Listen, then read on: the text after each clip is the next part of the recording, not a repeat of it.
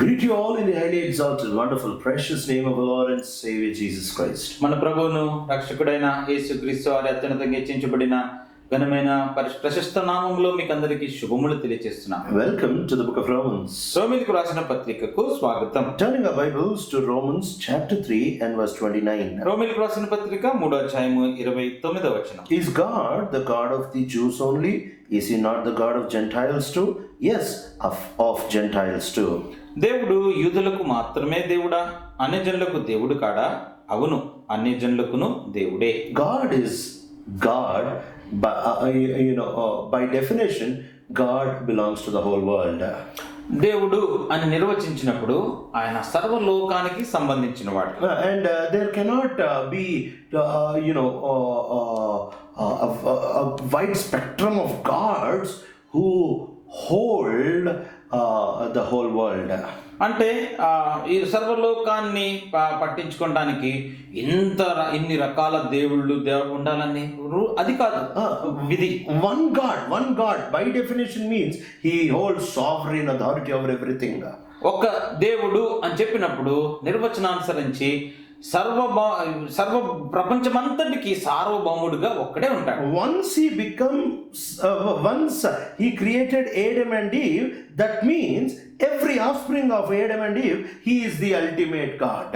కాబట్టి ఆయన ఆదాముని అవని సృష్టించిన తర్వాత వాళ్ళ తర్వాత వచ్చిన వాళ్ళందరికీ కూడా ఆయనే మూలాధిపతి. Once he created the world, obviously he is the creator of any new invention in this world.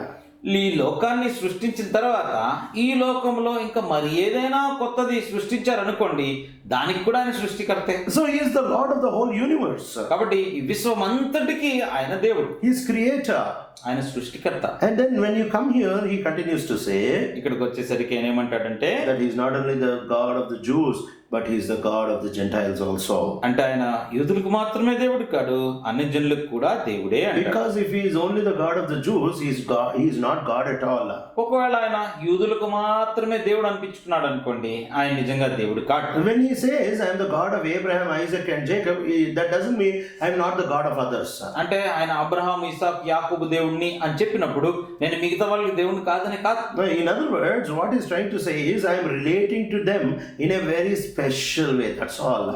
ఆయన చెప్తున్నప్పుడు ఏమంటున్నాడంటే ప్రత్యేకమైన తీరులో ప్రత్యేకమైన రీతిగా నేను వారితో పాటు నేను వారిని ఎంచుకుంటూ ఉన్నాను అని చెప్తున్నాను. In other words, what he is trying to say, they have a relationship with me, I have a relationship with them. వేరే మాటలో చెప్పాల్సింది ఏంటంటే వాళ్ళు నాతో సంబంధాన్ని పెట్టుకున్నారు, నేను వాళ్ళతో సంబంధాన్ని పెంచుకున్నాను. But the remaining world, he says I have a relationship to them. The problem is they are not maintaining a relationship with me. మిగతా వాళ్ళందరితో ఆయన చెప్పే మాట ఏంటంటే నాకైతే వారి పక్షంగా నాకు సంబంధం ఉంది కానీ వారు నాతో సంబంధం పెట్టుకోవట్లేదు అంటాడు. Here we need to understand one more thing. ఇక్కడ ఇంకో విషయాన్ని మనం గ్రహించాల్సింది, there is nobody who accepts him as God. ఎవరు కూడా ఆయన్ని దేవుడిగా ఆయన అంగీకరించడం లేదు. You can't accept him as God. దేవుడిగా ఆయన అంగీకరించలేదు. Because he is already God. ఎందుకంటే అది వరకు ఆయన దేవుడు. So if suppose a king is already ruling a nation, ఒకవేళ ఒక రాజు గారు ఒక దేశాన్ని పరిపాలిస్తున్నాడు అనుకోండి. No, some fellow in the nation cannot come to the king and say, oh, from today you can become my king. ఎవరో ఆ దేశంలో ఉన్న ఒకడు వచ్చేసి ఈ రోజు నుంచి నువ్వు నాకు రాజుగా ఉంటావని ఏమైనా చెప్పగలుగుతాడా? Then the king will say, whether you agree or not, I have been your king for the past many years. అప్పుడు రాజు ఏమంటాడంటే నువ్వు అంగీకరించినా అంగీకరించకపోయినా గడిచిన ఇన్ని సంవత్సరాలుగా నేనే రాజుగా ఉన్నాను నీకు అంటాడు. Now what can this man do? ఈ వ్యక్తి ఏం చేయగలుగుతాడు? Now he can say, I acknowledge your kingship over me. This is what he can do. There is no need to accept his kingship, but he can only acknowledge his kingship. కాబట్టి ఇప్పుడు ఈ పలానా వ్యక్తి ఏం చేయొచ్చు అంటే, ఓహో ఇదివరకే నువ్వు నాకు రాజుగా ఉన్నా నేను అంగీకరిస్తున్నాను లేకపోతే నేను ఒప్పుకుంటున్నాను అని చెప్పగలుగుతాను. I only acknowledge, I only declare that you are my king. నేను ఒప్పుకుంటున్నాను, ప్రకటిస్తున్నాను ఏంటంటే నువ్వు నా రాజుగా అని నేను చెప్తున్నాను. I don't don't make you king because you are king by yourself. నేనేదో నిన్ను రాజుగా చేయాల్సింది ఏమీ లేదు, ఎందుకంటే ఇదివరకే నీవు రాజువి. These words that I have accepted Jesus to become my Lord, these are unbiblical words. నేను నా ప్రభు యేసుక్రీస్తుని నాకు ప్రభువుగా నేను అంగీకరించాను, ఇవన్నీ బైబిల్ సంబంధించిన మాటలు కావు. Because he is already Lord of all. The Bible very clearly says he is the Lord of all the earth. Bible గ్రంథం స్పష్టంగా సెలవిస్తుంది, సర్వ భూ ప్రపంచం అంతటికి కూడా ఆయనే ప్రభువు. He is King of Kings and Lord of Lords, the Bible says. Bible గ్రంథం ఏమంటుందంటే ఆయన రాజులకు రాజు, ప్రభువులకు ప్రభువు. You don't need to give him his kingdom. ఏదో ఆయనకి నువ్వేదో రాజరికం చేయడానికి నువ్వు భూభాగాన్ని ఇస్తున్నట్లుగా చెప్పాల్సినేమీ లేదు అక్కడ. He is already the Lord, he is already the King. ఆయన అదివరకే రాజు, అదివరకే ప్రభు. Now all you can do is, నువ్వు చేయగలిగిందల్లా ఏంటంటే, oh Lord, now I recognize that you have always been my King and my Lord. ప్రభా, ఇదివరకు ఎప్పుడో నుంచి నీవు నా రాజువుగా ప్రభువుగా ఉన్నావని నేను గుర్తిస్తున్నానని చెప్తే చాలు. But the Jews did not understand it. అయితే యూదులకి ఇది అర్థం కాల. They tried to push away others, saying, he is not your God, we are separate, he is our God. వాళ్ళు మిగతా వాళ్ళందరినీ గెంటేసి ఆయన మీకు దేవుడు కాదు, మాకు ప్రత్యేకంగా ఆయన మాకు దేవుడు అంటూ వచ్చారు. They did not have a proper understanding. సరైన గ్రహింపు వాళ్ళకి లేకుంటూ వచ్చింది. And though in the Old Testament we see a few verses that says, I have set you apart especially for me.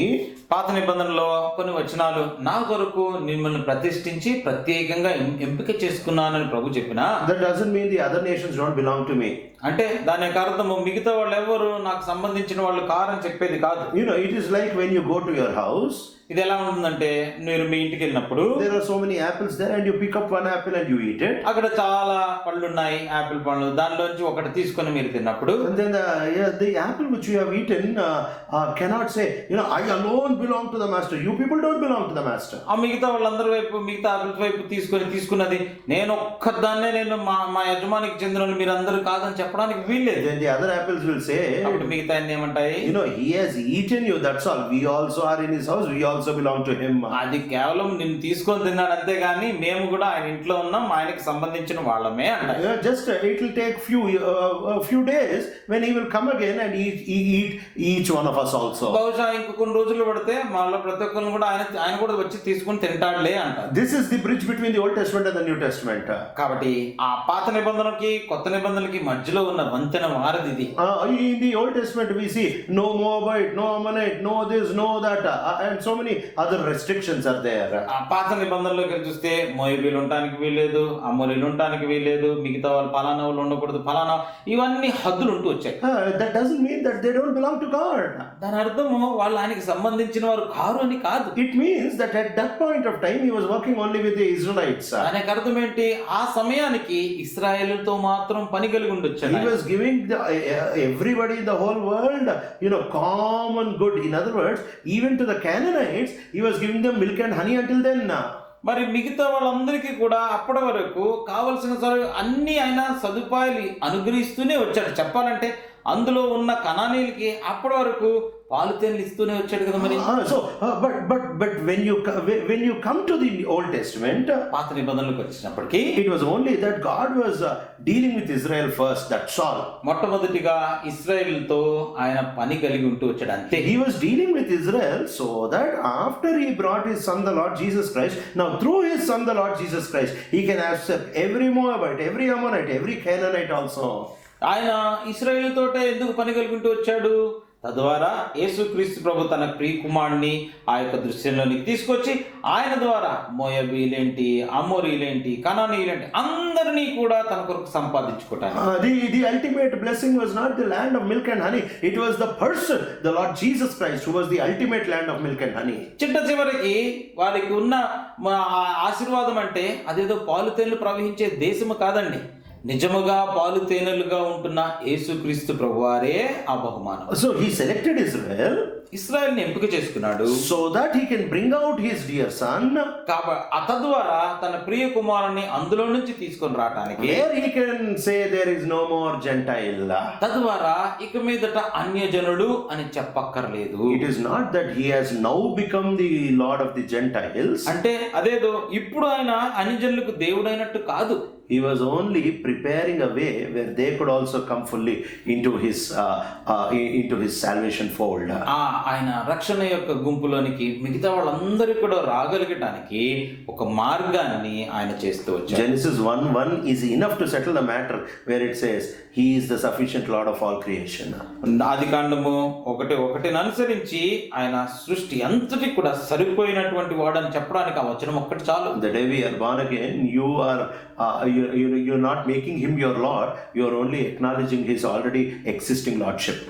అంటే నువ్వు రక్షించబడిన దినానికి వచ్చేసరికి ఆయన ఏదో కొత్తగా నీవు నీ జీవితానికి ప్రభు చేయట్లేదు, అది వరకే ప్రభువుగా ఉన్న ఆయనని నువ్వు ఇప్పుడు గుర్తిస్తున్నావు అంతే. May the Lord bless this word. ప్రభు తన వాక్యాన్ని ఆశీర్వదించును. తండ్రి, ఎన్నిసార్లు ఏదో నీకు ప్రభుత్వం ఇచ్చేసిన ఫీలింగ్లో బతికాను దేవా, అయితే నువ్వు ఆల్రెడీ మా ప్రభు దాన్ని ఒప్పుకుంటా చేసే జీవితం జీవించడానికి సాయం యేసు ప్రభు నామములో అడుగుతున్నాం తండ్రి, ఆమేన్.